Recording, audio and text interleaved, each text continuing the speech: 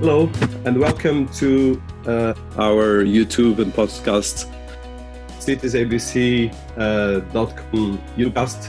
My name is Dinis Guarda, and here we are again to talk with global leaders and thought leaders that are changing the world and making a lot of new directions and narratives and visions in terms of how can we save more solution or create more solutions for the problems we're facing, but as well look at the challenge that we are presently facing as humans, and as well the questions that we need to ask and the answers, and as well how can we think bigger and out of the box and make the world a better place. In this series we've been interviewing and profiling global thought leaders, ministers, book authors, policymakers, CEOs, and as well we've been precisely talking how digital transformation technology is shaping the world we live, and how as well we can actually use these technology tools, especially when it comes to the fourth industrial revolution, society 5.0, to make better directions and create better narratives, and as well more concrete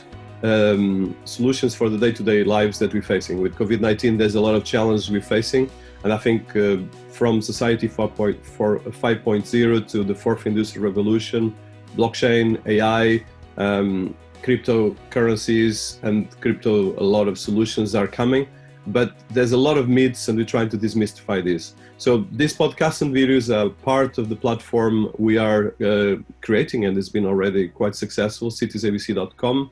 That is a new 5.0 society platform for cities, and as well the citizens and the organizations around the platforms. So today we have with us Anndy Lian, that is a global thought leader and an all-around business strategist with over 15 years of experience in Asia mostly, but as well with a global footprint. He's been acting as an advisory in multiple different industries, both local and quasi-government linked organizations. He's as well been supporting startups and incubating them, and as well in some cases investing in especially startups related with health-related companies. And as well is a global thought leader in the area of blockchain and digital currencies, and as well emerging technologies. And he serves as advisory board member for HDAC, so Hyundai DAC technology, the blockchain arm of South Korea's largest car manufacturer, Hyundai Motor Group. And as well is an advisor for the Asean Productivity Organization, an Inter-Governmental regional organization established by convention in 1961 by several governments in Asia to hasten their developing economical development. And as well is an author that has been writing and highlighting and the idea of thought leadership, especially around the blockchain technology, and as well understanding how these can actually create new solutions for the global markets, for the technology, and as well, especially the relationship between governments and industries and all the different areas. His book, one of his last books was published by Kyovo Book Center, the largest bookstore in Asean in South Korea. And together with co-authors Park Hyung-suk and Chuok Amnison, probably I spell it wrong, share insights on the blockchain industry. So welcome to our series. It's a pleasure to have you here, Andy. And I'm quite excited to talk with you for the next time. Likewise. How's things in London? Yeah, London is great. Of course, we are still all struggling with the COVID-19 challenges, but I think we're coming back to normality. So to start, I want to start by asking you a bit about your background. And I think as South Korea has been one of the emerging economies in the last actually 30 years or 40, and it's been as well reinventing itself as a cutting edge technology powerhouse that has been actually passing most of the world global powers, and now as taking to the world actually multiple different global brands, from technology, mobile phones, to actually pop music and film. It's been actually leading a lot of different things. So I'm quite curious, and as well you have a lot of footprint. So can you tell us a bit about yourself, your education, and as well background as a person as well over there? I'm from Singapore, but I spend most of my time in the regional countries. So looking at the last 10 years, maybe 10, 12 years, I spent most of my time in countries like South Korea, Japan, Australia at times in the earlier 2000s, and of course Hong Kong, China are places that we often run our businesses there, and a lot of good friends are in Hong Kong. So for myself, I started my journey in the blockchain space in 2017. That was the time where I founded a supply chain company called Linfinity.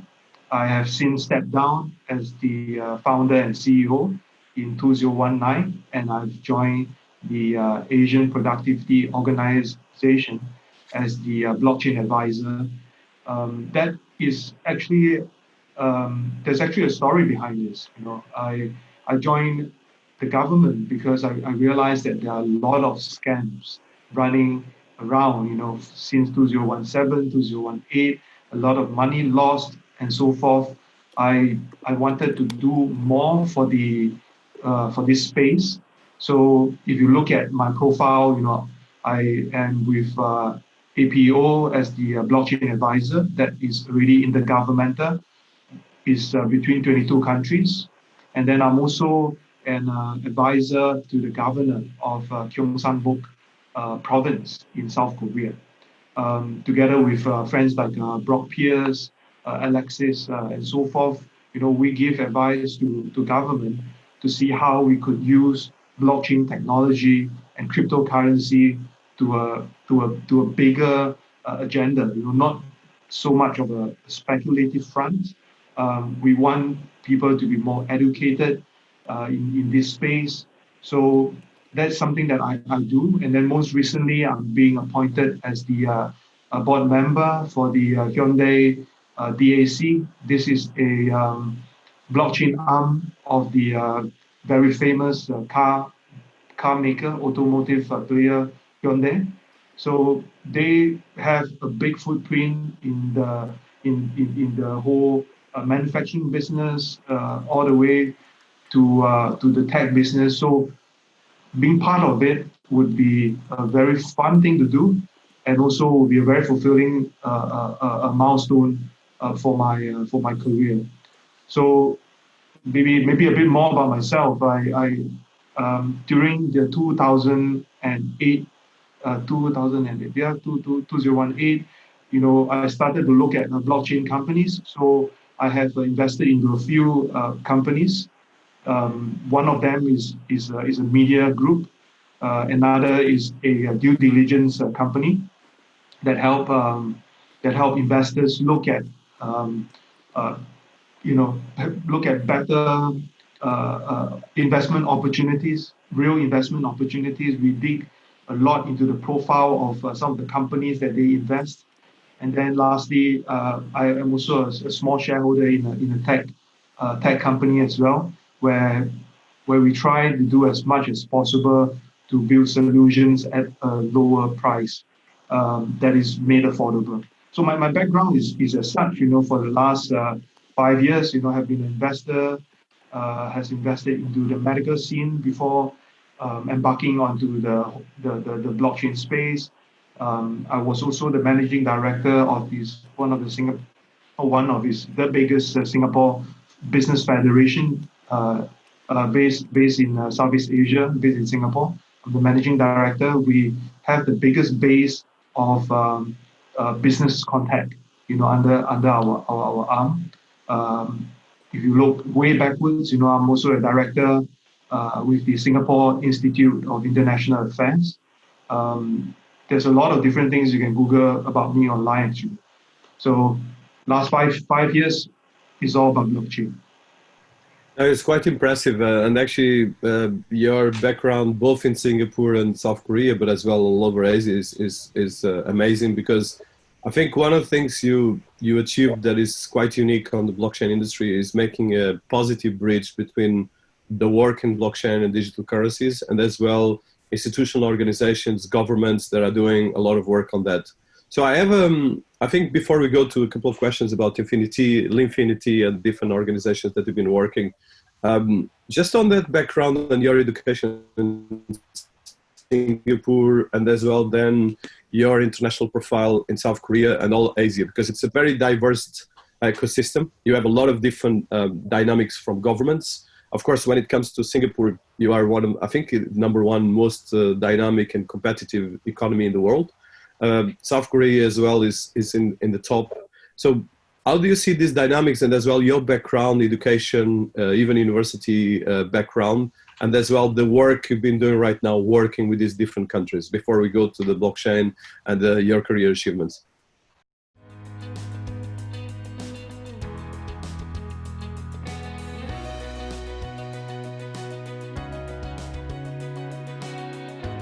What I've done in the last decade, from what I've done in Singapore, building up a think tank, building a business federation and so forth. I think all this experience brought me to a conclusion, of sharing the right kind of business mindset with my fellow Singaporeans. That is also one big reason why I have stepped out from my comfort zone, which is in Singapore, and started to build a lot of other things in different countries, different languages, and so forth. Because I felt that, in this current space, whether it's blockchain or not blockchain, I hope that my fellow Singaporeans or my friends in the Southeast Asia environment do get the best kind of knowledge and information and insights. So I put myself out in the market, learning different new things, trying to invest in different kind of businesses, outside of Singapore, with the main reason, and one of the main reason is that I hope to bring the right kind of knowledge to Singapore. If you again look at some of the things that happened recently, again, it's a bit blockchain and cryptocurrency related. I do realize that a lot of my Singaporean friends, especially during the last 6 months, where the lockdown happens in Singapore. I stayed in Singapore most of the time. I talked to my friends, reconnected back with them. I realized a lot of them got into very serious scams. I'm not talking about a few $1,000s, some of which is in the millions. So you just imagine if today if I spend more time in Singapore telling them what is right and what is wrong, from a business perspective, because some of them they invest in the projects like a normal angel investor and VC. I hope to pass them that kind of knowledge so that they could avoid getting into that kind of scams in the later stages. Because a few 100,000 may be a small amount to some, but the bad aftertaste of getting scammed is really bad. So I travel around, I see things very differently, and I do not like to stay put at a certain a place for too long, even for things that I invest in, because I just felt that when I pass the knowledge down to them, and I get the right kind of returns from it, it's time for me to leave. So this goes back to my background. I studied business administration. During my diploma days, I took on a mass communication degree, and then subsequently an MBA.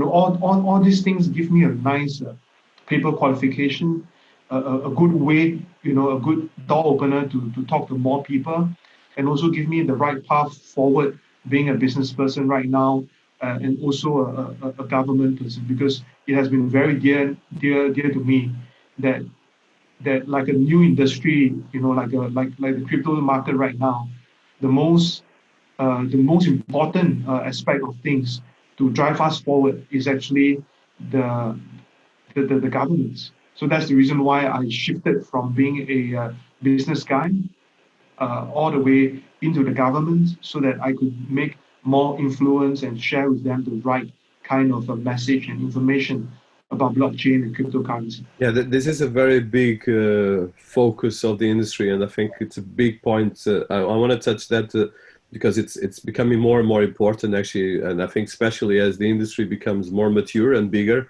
I don't think it's just about the cryptocurrency industry, but the cryptocurrency is a kind of a fame that is not necessarily always the positive one. And I think that work that you're doing is critical to create, first of all, awareness, but second as well to educate governments and associations. You've been working with since creating Linfinity, and I would like probably to start with Linfinity, which became a big organization. So can you tell us a bit about the background of Linfinity and how did you create that organization that became quite prestigious and the company?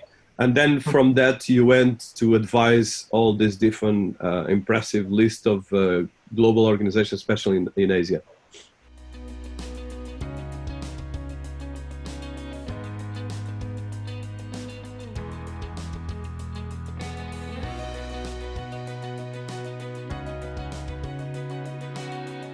So Linfinity is actually mooted, the idea mooted in 2017. Things got a lot more serious in 2018, where we realized that one of the biggest use case for blockchain technology is actually in the supply chain space.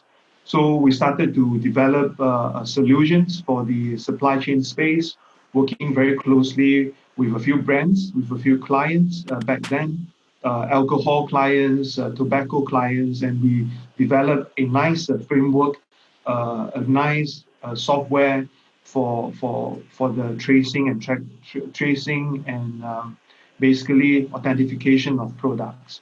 That is in 2018. Most of the time where we did a lot of publicity, a lot of push and so forth. But things have actually died down a lot in that space. Why do I say that? Because things has really matured a lot since 2018. So that was the Linfinity past. And again, one thing to highlight, back in 2018, we did not do any ICOs. We never raised millions of hundreds of millions of funds and so forth.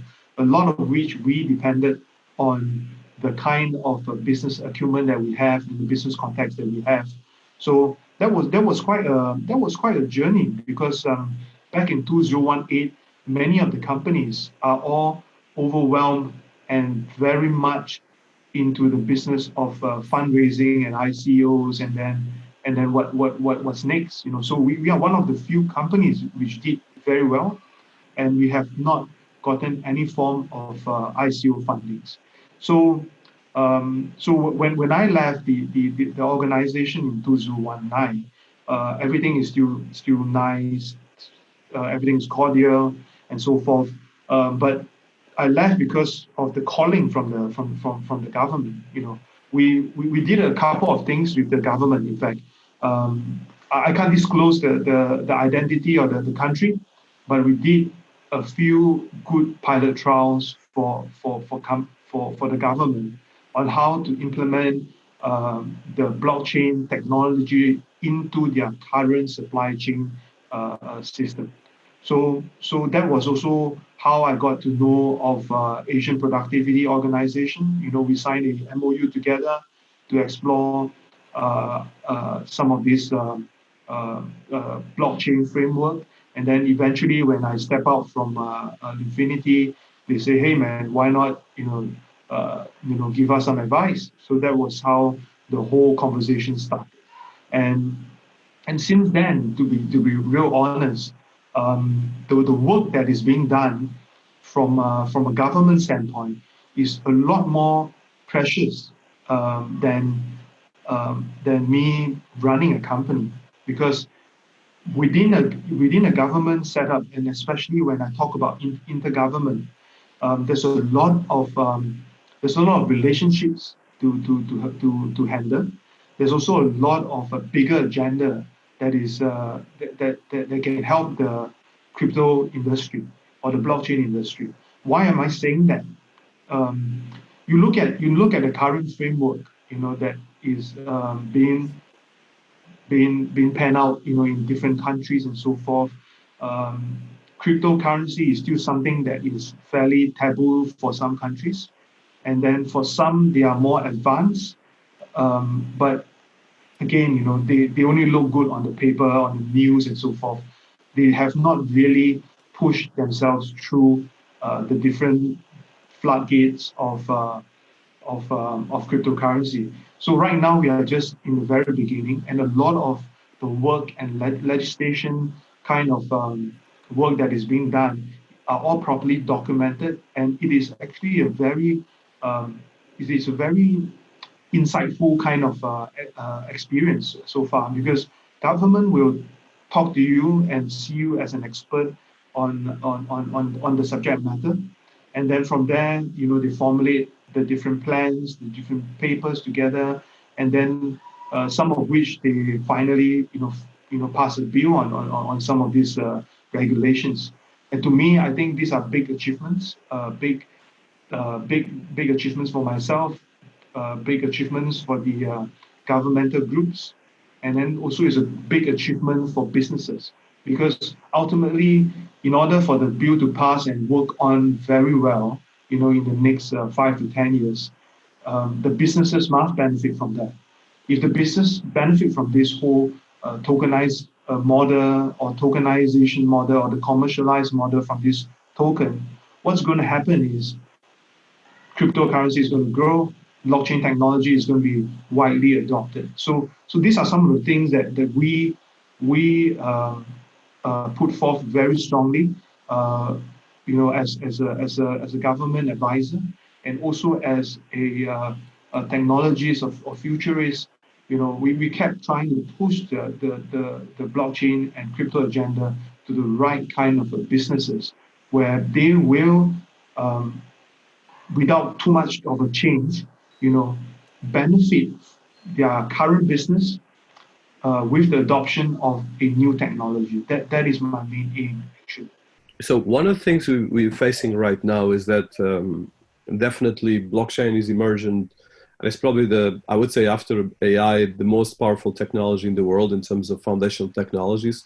But if you look at first of all, starting with digital transformation, there's a huge lack of even very basic digital transformation capacity by most of the governments. I would say that we are still on the paper technology.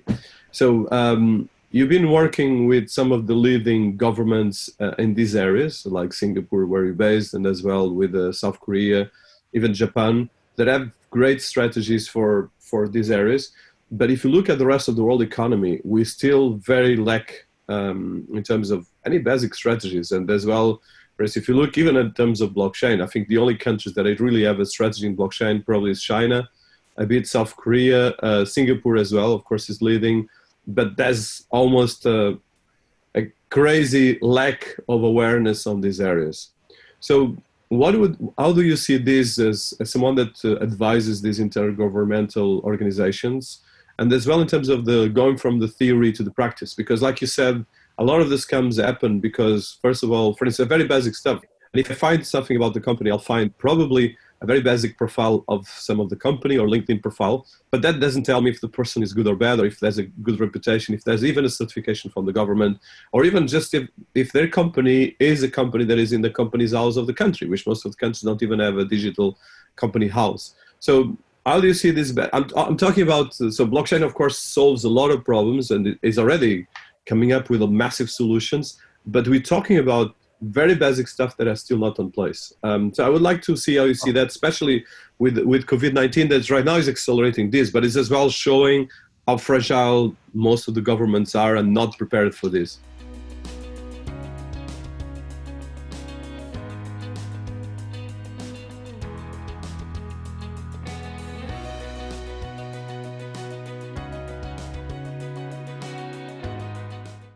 From a government standpoint or from a country standpoint, most of the countries are actually just talking about it, and the implementation is going to be months or years down the road.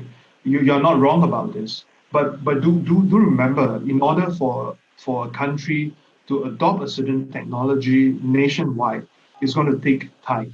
So right now we are buying good time, because of COVID-19. A lot of things are actually, everyone is trapped at home. Some of them are are restricted, so a lot of all these ideas started to gather together more concretely and solidly in the past 3 to 6 months, actually. So I do see that there's a very good positive vibes, from various countries, in the South of Asia, all the way to Southeast Asia. We do see that there are people trying their very best to see how we could make use of the technology to make themselves better, even during COVID and also after COVID. So, um, that is the government stand. Most of the governments right now, based on what I understand, they are perhaps a ballpark percentage, 80% of them are okay with the blockchain technology, and 20% of them are thinking that blockchain technology is redundant. All right. So some of my friends and even myself, we tend to push the agenda a lot harder to those countries who are okay and positive with blockchain. Push harder, let them experience the right kind of blockchain way of running the country or putting up the bill, while um, while all those countries who are not so receptive to blockchain technology, they find that it's a scam and all those things. We hope that through some proper promotion from those countries who actually are more pro to blockchain, hopefully through those connections, we can influence the other 20% to look at blockchain in a different light. So far, based on our footprint, on my footprint especially, most of them are okay with blockchain technology. But then, if you talk about cryptocurrency, then that will be a totally separate kind of a discussion. That's also the reason, when I told you, hey, I had a phone call, before talking to you, to one of the ministry, trying to tell them, how they could look at the current law and look at cryptocurrency differently, because a lot of them look at cryptocurrency as a way to replace the current fiat. And just to be honest, my talk with them has always been, no, please do not look at it from this angle. You should look at this from a technology standpoint at the very beginning, and then look at how cryptocurrency can work in a slightly separate environment or a separate asset class that can actually benefit your country. So that is a very long discussion that we had. It's a 1.5 hours of chat, and finally, they said, let's put a stop, because the forces, the whole denomination, most of them are fairly reluctant to look at cryptocurrency, and they think that it's not going to help them for the short term. So that is going to be a long conversation. And again, these are conversations that are always ongoing with some of these governmental bodies. And I do hope that things can change, when we can build on a nice portfolio, like you have mentioned. China is very much into the blockchain space, the blockchain technology space. South Korea, we have seen banks adopting blockchain technology for their clearing, and right now we have seen banks handling the custodianship of some of the main coins, within their bank and within their institution banking and so forth. So I'm glad to see that all this effort has actually put into the right place and right position and right time right now, where you see a lot more adoption, during the last 3 to 6 months, and in Singapore as well, you know it very well, that we have a very good regulation framework, to look at new technology like blockchain and also cryptocurrency. many companies actually registered themselves in Singapore and use Singapore as a base or as a headquarters. As long as you file your books properly, work within the guideline, Singapore is actually the one of the best place to be at. When you operate a crypto or new business in a new environment. So Singapore is actually a nice crypto or blockchain heaven in Southeast Asia or even some say in Asia. So work that is being done right now has always been pro blockchain and pro crypto, and right in the beginning of our chat, this journey has just started. So we hope to see more good actors in this field, in this space, trying to push out the best agenda. So one of the organizations that is probably one of the most impressive in your CV and profile is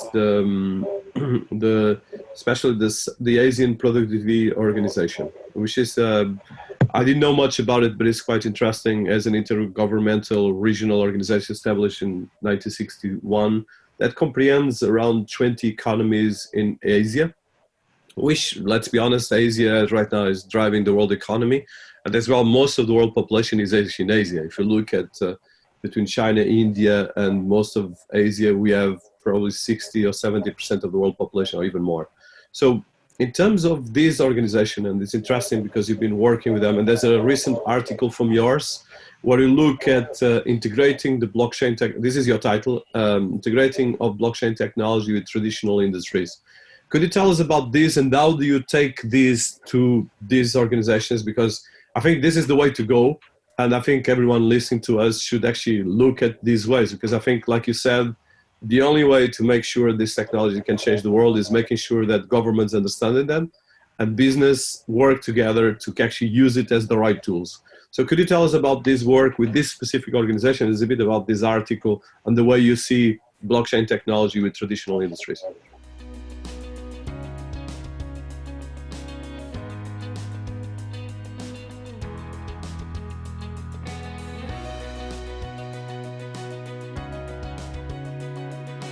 So if you look at the Asian Productivity Organization, the Inter-Governmental organization where they look at productivity, they look at Industrial 4.0, they look at the best way to help equip governments or even organizations how to better efficient, in some of the things that they are doing. And the last Secretary General, which is Dr. Santi from Thailand, he's a slightly different kind of a guy. He's a very futurist kind of a politician. He looks at blockchain as a good solution in the future that is going to help solve a lot of trust issue and security issues within Industrial 4.0 or even 5.0 in time to come, because there must be a layer or maybe a protocol that is like blockchain, interacting with machines and machines, or interacting with the different oracles and so forth, to make sure that the data are safe and the security is there. So having said so, I do believe that agenda as well. And in fact, companies that I have talked to right now at this current moment, big companies especially, they are also looking at solutions to help them solve some of these trust issues and security issues within their organization. Because as you grow bigger, you will have more of such problems, less transparencies, and so forth. So a lot of these big companies are looking at this. So when we talk about the work that is being done within the government organizations and so forth, I try to keep it as simple as possible, because a lot of these initiatives, a lot of the people that I'm in contact with, I don't think they would want to be named in any of my interviews or even in writing, because some of these things are rather sensitive. So let me give you an overview, on how governments work is like, on blockchain and cryptocurrency. So typically, whenever a government want to find out usage of a certain technology, they have their own smaller working groups like a fintech group and so forth, or ministerial group that is dealing with finance technology kind of thing. So most of the Asian countries, they put blockchain and cryptocurrency in that space. So I've spoken to a lot of guys, good people as well in the monetary authorities in the region. They want us to tell them a few things. One, what can the blockchain technology do for them from a ministry standpoint? What can the blockchain technology do from a nation standpoint? All right. And then lastly, what can the technology do for some of the companies that they would like to put forth as a good pilot trial, or even a actual implementation. So these are the three different levels of things that we do most of the time. And throughout this whole journey, the fun part about this is that sometimes the government guys or the ministries will then become a bit lukewarm, a bit say, this thing can be dragged, But eventually, the third option, which is the third layer, which are the businesses who are more keen to look at how the technology help their business.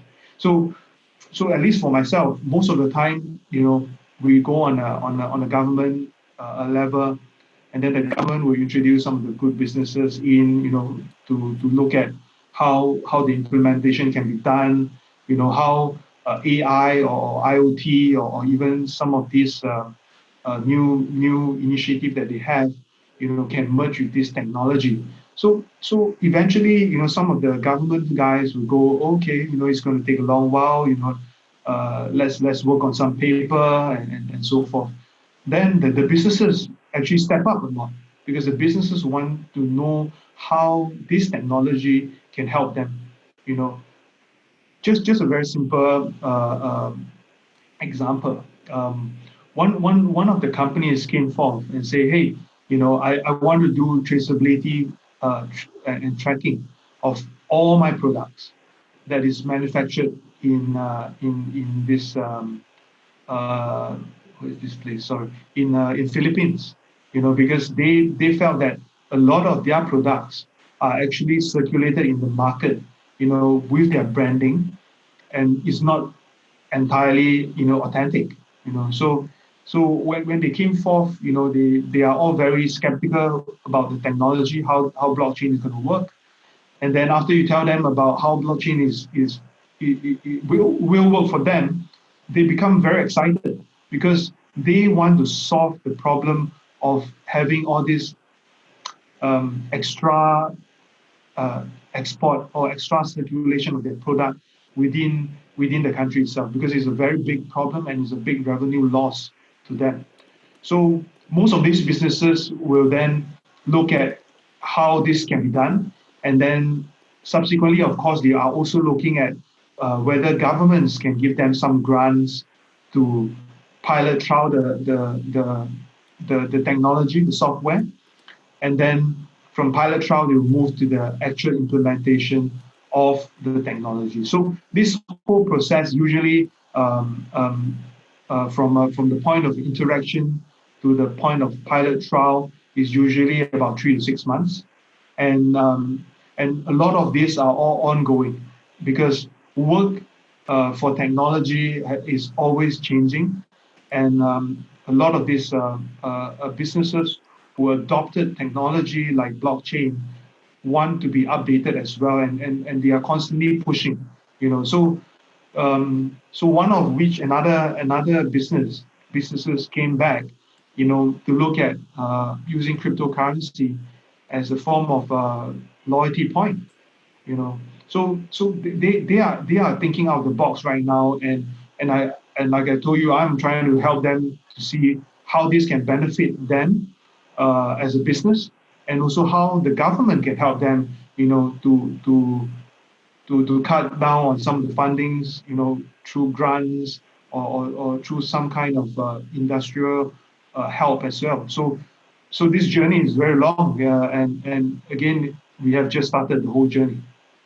This kind of work with governments is the only way to look at, first of all, finding better ways, and that's why we create as well this podcast and as well the citiesabc.com. So I have one question when it comes to blockchain technology. So blockchain technology, especially in coordination with the artificial intelligence, can actually create one of the best set of solutions for anything related with like the internet of trust that Don Scott has been mentioned, but as well the area of highlighting solutions in terms of identity. You mentioned supply chain, a lot of different things, but as well can be very dangerous if used for centralized systems, because if you use some of these things. So how do you see this work of, first of all, highlighting the use of technologies, just create awareness, because there's no awareness still enough at least, and at the same time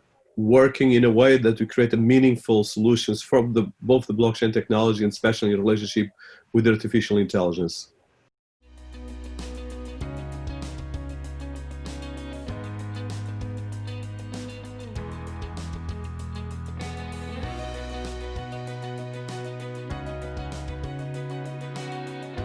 Just candidly, next week I'm actually speaking at the Asean Summit 2020 on the 16th, and coincidentally the topic is about AI and deep tech, and of course somewhat blockchain is going to be part of it. So based on what I see, artificial intelligence or AI is really going to help our lives and help in some part of our daily lives as well. Just quote you another example. There's a smart city project that is ongoing. They are looking at various technology to help improve lives and citizens within the smart city, and artificial intelligence is actually one of them. So imagine yourself coming back home, getting everything ready, your food is done, your laundry is washed, and all those things. They tend to have this very futuristic kind of outlook, within the smart city. But having said so, when you talk to the project owner, one of the taboo that is within their thought space is it really trustworthy enough for artificial intelligence or AI to learn what we need and then help us control all aspects of our life within the smart city?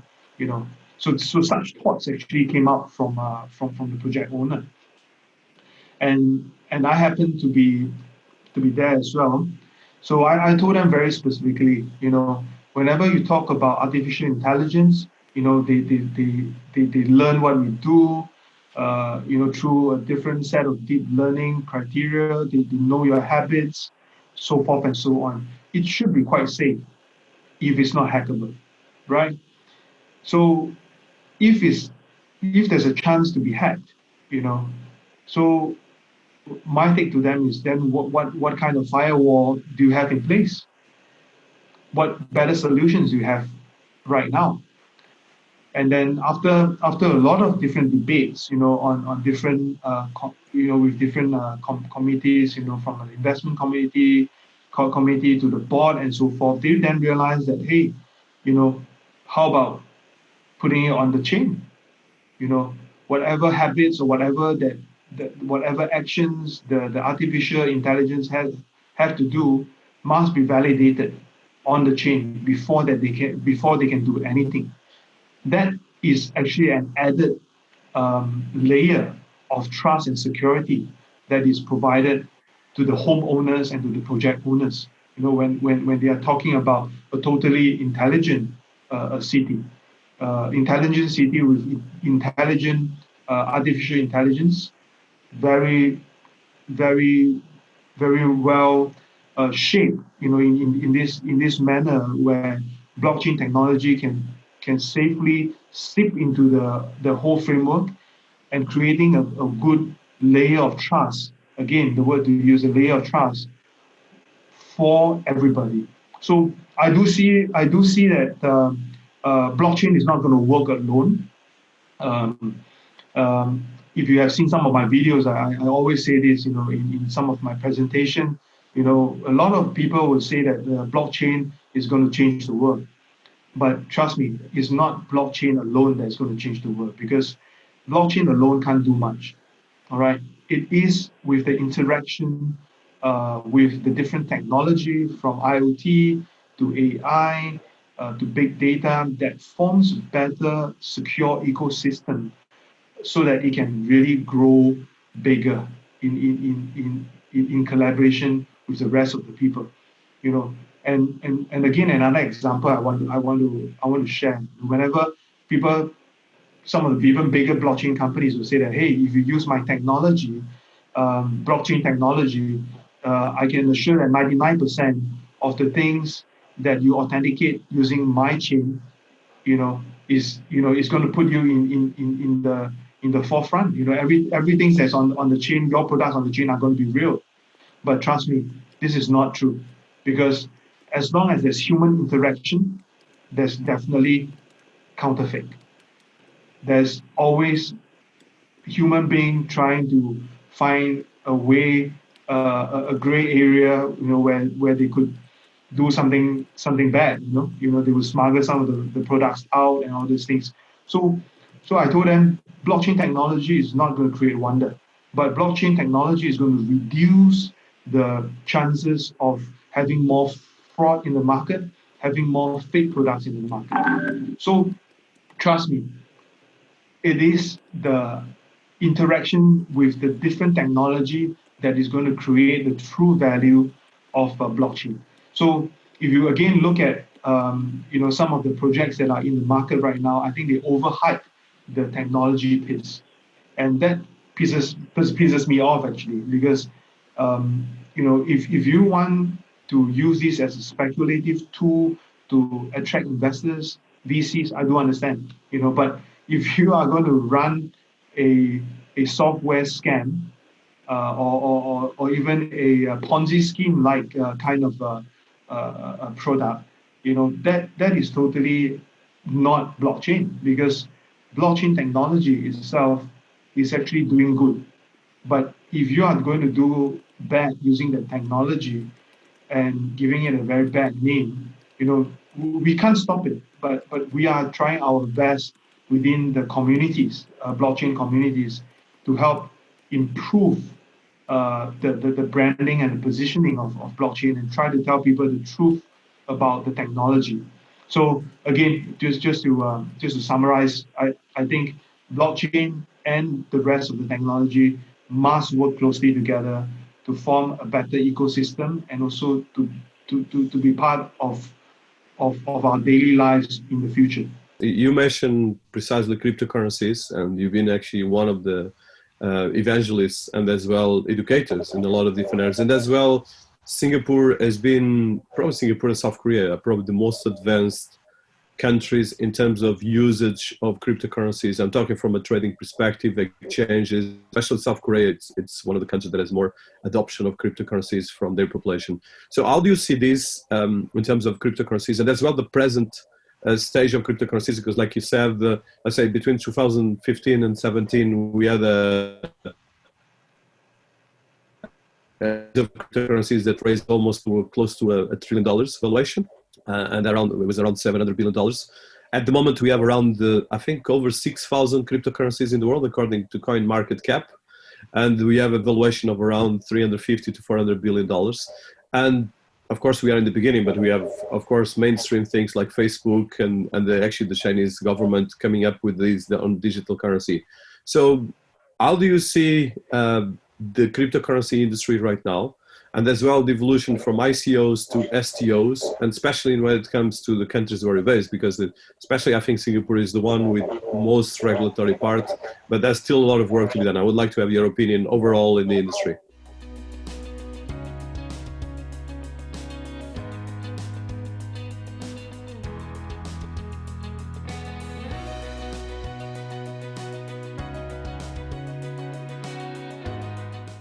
I think you're right. In terms of the trading volume, South Korea is probably the highest in Asia. Also because a lot of these transactions are also backed by the Chinese. So that is also a very good strategic location, for South Korea. And you see a lot of Chinese actually in South Korea looking at the cryptocurrency, trying to do a lot of trading within this place. I think trading is a very separate thing to me, because whenever we talk about trading, a lot of speculation is being done. A lot are very similar to IPOs, options trading that in the traditional market, but is like steroid. You put on a big steroid to it, and the trading volume and the trading price fluctuates a very big. So I think this kind of high speculative trading is going to stay for a long time. Why am I saying this? Is because if you look at how the bigger exchanges like Binance, even Huobi, OKEX, Coinbase, Gemini, and so forth, they are all into this. They create an environment for people to trade. Create the hype for people to trade, to speculate 100 times, 1,000 times. Some for some of these second tier exchanges as well. To me, this is going to stay, but is this going to be a very sustainable model? I personally felt that it's not a sustainable model, because there is obviously lack of governance and lack of compliance in some of these trading activities. Like the recent DeFi, people traded sushi, carrots, sun, a lot of all these products. All these things are just a fact. It's not sustainable. Because you do not channel enough revenue or profits to sustain such speculative activities. So I think it will continue in terms of the trading. I hope to see less of all these speculative coins that are in the market, because it's going to put a very bad name to cryptocurrency. Because you can see that the price of the coin at $10 early in the morning, and then in the evening it could be worth just 2 cents. All these things should be stopped, and it should be regulated. And that is how the cryptocurrency space is going to grow. With regulations, it's going to grow. With regulations, the bigger exchanges will actually become even bigger, because the regulations will help them bring in more retail investors and more people into the space. And if you can protect their investment in whatever manner, again, their market cap is going to triple, it's going to just skyrocket. So cryptocurrency space, in my humble opinion, is going to stay in this manner. But if you look at cryptocurrency space, it's also divided into different kind of usage. It can be a utility token, it can be a payment token, so forth and so on. The classification will expand. The different asset class will also be labeled in time to come, and that will also help cryptocurrency market to grow, because certain activities or a certain kind of tokens are actually more security-based than a utility-based, right? So we have to be in the right framework and right mindset to classify them properly so that they can grow. So in your question as well, you have mentioned about STO, securities token. I think in Singapore, there are a couple of licenses being issued for registered market operator. Some of them are into the security space, tokenizing real estate tokens. Some of them are tokenizing artwork. Some of them are tokenizing vintage car and so forth. So a lot of all these activities are in the market. But again, the biggest issue that I have to highlight is there's a lack of liquidity. You just imagine, you have a real estate in maybe in Cambodia, if the Cambodians are not going to buy it, right? You package this into a STO project and try to sell small portions of it to other Asian people. It's not right, because the other Asians or the other investors are not dumb as well. They will do their due diligence, and they will know that, hey, if the locals are not going to buy it, it is overpriced. Why should I go in? So there will be a very big liquidity issue. For some of these STO projects or even companies that is based in Asia. But having said so, the way to work around is to look at possibility of multi-listing. You can be listing in Switzerland, you could be listed in Malaysia and Singapore simultaneously. Perhaps that kind of model can give you more liquidity, more investors coming into the space. But then again, companies are very reluctant to do it because they are reluctant to share the pie. They are reluctant to share the client. To all the different to different countries and different operators. That would be a separate issue to come. So, just again to sum up, I think the cryptocurrency space, the current format, current playbook is going to stay for a while. More governance is going to step up. More regulatory standards is going to be in place in the early 2021, based on what I know from some of the countries, and that would help reduce risk and also reduce complications from fraud and so forth. So that will reduce. Overall, it's still going to be a growing market, 100% growth. Completely, and I think it's very good points you made here.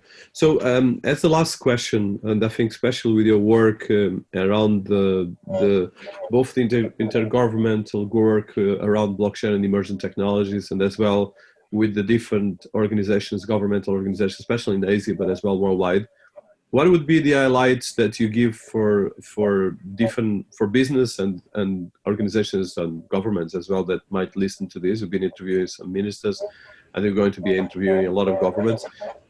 From your experience working, what would be like, let's say, a blueprint to make sure that we can actually go forward on these things?